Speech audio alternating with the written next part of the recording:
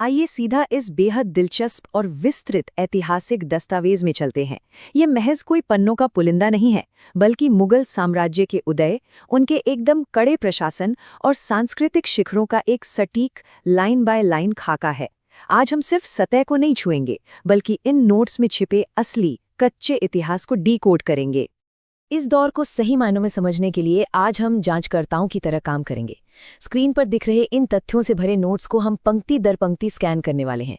मकसद एकदम साफ है, किताबों की रटी रटाई बातों से आगे निकलकर सीधे सोर्स मटेरियल से इस कच्चे इतिहास को स्पष्ट रूप से सामने रखना। तो हमारा ये विश्लेषण बिल्कुल इस दस्तावेज की मूल संरचना पर चलेगा।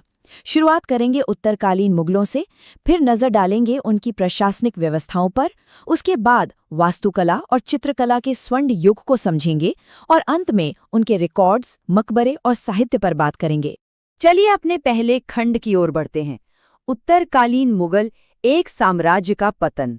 दिलचस्प बात देखिए, हमारा दस्तावेज कहानी की शुरुआत अंत से करता है। ये पतन की समय रेखा बहुत तेजी से आगे बढ़ती है। 1759 में शाह आलम द्वितीय का शासन और इलाहाबाद की संधि, जिसके तहत अंग्रेजों को दीवानी अधिकार सौंपने पड़े। फिर 1806 आते आते अकबर द्वितीय बस एक अंग्रेजी पेंशन भोगी बनकर रह गए और अंत में 1837 में बहादुर शाह जफर गद्दी पर बैठे, जिन्होंने 1857 के विद्रोह का नेतृत्व किया, जिसका नतीजा था उनका दुखद रंगून निर्वासन। जरा सोचिए, एक वक्त का सबसे ताकतवर साम्राज्य कैसे ताश के पत्तों की तरह बिखर रहा था। अब आते हैं दूसरे खंड पर, जो कि उनकी प्रशासनिक और राजस्व व्यवस्थाओं के बारे में है। अगर हम उस दौर के प्रशासन को देखें तो नोट्स एक बेहद सुव्यवस्थित, या यूं कहें कि एक मशीन जैसी नौकरशाही को सामने रखते हैं। यहाँ हर किसी का रोल एकदम फिक्स था। वजीर का काम राजस्व और प्रधानमंत्री का था। मीर बख्शी पूरी सेना का मैनेजमेंट देखता था और मीर बहर नौसेना संभालता था। यहाँ तक कि मुहतसिब नाम का एक खास पद था, जिसका काम सिर्फ नैतिक आचरण और धर्म का पालन सुनिश्चित करना था। इसके अलावा सदर सुदूर और काज़ी उल कुज़्ज़ात जैसे पद भी थे। सब कुछ एकदम स्पष्ट और सख्त। अब ये हिस्सा सच में बहुत दिलचस्प है। दस्तावेज इन शासकों के बीच के भारी नीतिगत बदलावों या विरोधाभासों को एकदम बेबाकी से दिखाता है। एक तरफ अकबर हैं, जिन्होंने दास प्रथा और जजिया कर जैसी चीज़ों को खत्म करके एक धर्मनिरपेक्ष रुख अपनाया। वहीं दूसरी तरफ औरंगजेब ने बिल्कुल इसके उलट सख्त नीतियां अपनाते हुए जजिया कर फिर से लागू कर दिया और शरिया कानून के लिए मुहतसिब नियुक्त किए। और इन सब के बीच जहांगीर का फोकस कुछ अलग ही था। उन्होंने न्याय पर सबसे ज्यादा जोर दिया और अपनी मशहूर न्याय की जंजीर लगवाई। इतने बड़े साम्राज्य की अर्थव्यवस्था को चलाना कोई आसान काम तो था नहीं, तो इसके लिए हमारा सोर्स कुछ बहुत ही स्पेसिफिक सुधारों पर जोर देता है, जैसे कि 10 साला पद्धति। यह अकबर के समय टोडरमल की मदद से शुरू किया गया एक 10 वर्षीय भू राजस्व मॉडल था। सच कहूं तो यही व्यवस्था उस समय मुगल साम्राज्य की असली आर्थिक रीढ़ बनी। जरा जमीनी स्तर पर आते हैं। ये दस्तावेज साम्राज्य की खेती लायक जमीन को उसकी उपजाऊ क्षमता के आधार पर 4 एकदम सख्त श्रेणियों में बांटता है। सबसे ऊपर पॉलेज, जिस पर हर साल खेती होती थी। फिर पड़ती, जिसे 1-2 साल खाली छोड़ना पड़ता था। उसके बाद छच्चर, जिस पर 3-4 साल के गैप में खेती होती थी। और अंत में बंजर, जो कम से कम 5 साल से खाली पड़ी सबसे खराब जमीन थी। 1-1 इंच जमीन का बारीक हिसाब रखा गया था। चलिए अब रुक करते हैं हमारे तीसरे और शायद सबसे चर्चित खंड की तरफ, वास्तुकला का स्वर्ण युग। वास्तुकला की बात हो तो दस्तावेज शुरुआत बाबर से करता है। ये बाबर को सिर्फ लड़ाइयों या विजय के लिए नहीं, बल्कि 4 बाग जैसी एकदम नई स्थापत्य अवधारणाओं को भारत में लाने का श्रेय देता है। ये इमारतों के इर्द गिर्द बगीचे को 4 बराबर हिस्सों में बांटने का एक खास लेआउट था, जिसकी शुरुआत उसने आगरा के आराम बाग से की थी। और जैसे जैसे समय बीता, इनकी वास्तुकला और भी निखरती गई। नोट्स पिएट्रा ड्यूरा तकनीक का विशेष रूप से जिक्र करते हैं। ये मूल रूप से एक बेहद जटिल इटालियन जड़ाऊ कला थी। सफ़ेद संगमरमर पर की गई ये बारीक नक्काशी पहली बार एतमाद-उद-दौला के मकबरे में इस्तेमाल हुई थी और आगे चलकर यही तकनीक ताजमहल जैसी विश्व प्रसिद्ध इमारतों की सबसे बड़ी पहचान बन गई।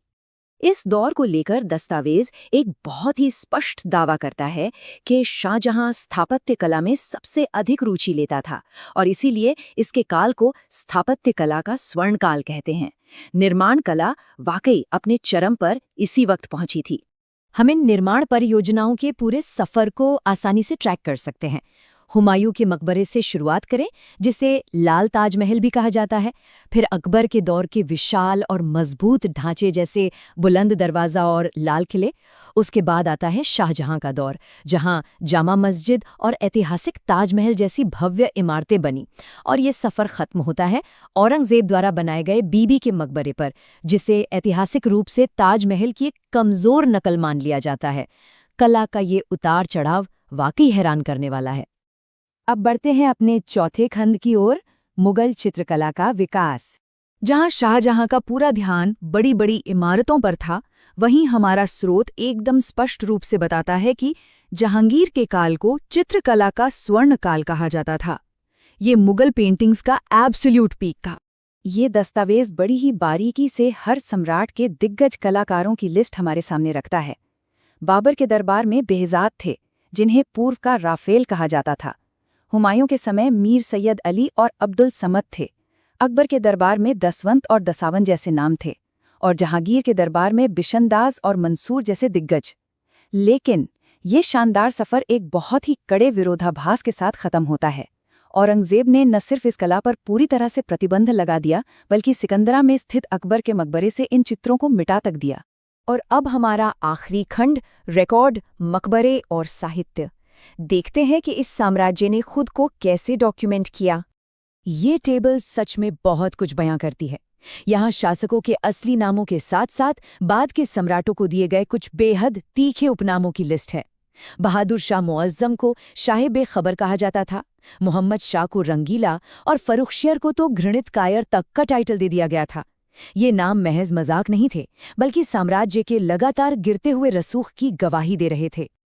अब अगर इन शासकों के मकबरों की जगहों पर नजर डालें तो साम्राज्य के विशाल भौगोलिक फैलाव का अंदाजा लग जाता है। बाबर को पश्चिम में काबुल में दफनाया गया, हुमायूं को दिल्ली में, अकबर को सिकंदरा में और जहांगीर को लाहौर में। शाहजहां आगरा में रहे, औरंगजेब औरंगाबाद में और अंतिम मुगल शासक बहादुर शाह जफर सुदूर पूर्व में रंगून में। ये लोकेशंस सिर्फ मकबरे नहीं हैं, ये इस साम्राज्य के चरम विस्तार और उसके दर्दनाक अंत दोनों की कहानी कहते हैं। साहित्य की बात करें तो नोट्स एक बहुत बड़े अंतर सांस्कृतिक अनुवाद प्रयास को उजागर करते हैं। दरबार में सिर्फ उनका अपना इतिहास ही नहीं लिखा जा रहा था, बल्कि दाराशिकोह, बदायूनी और अबुल फजल जैसे शाही विद्वानों द्वारा महाभारत, जिसे रज़्मनामा नाम दिया गया, उपनिषद और गीता जैसे क्लासिक हिंदू ग्रंथों का पारसी में अनुवाद किया जा रहा था। ये बौद्धिक एकीकरण का एक बहुत बड़ा प्रयास था।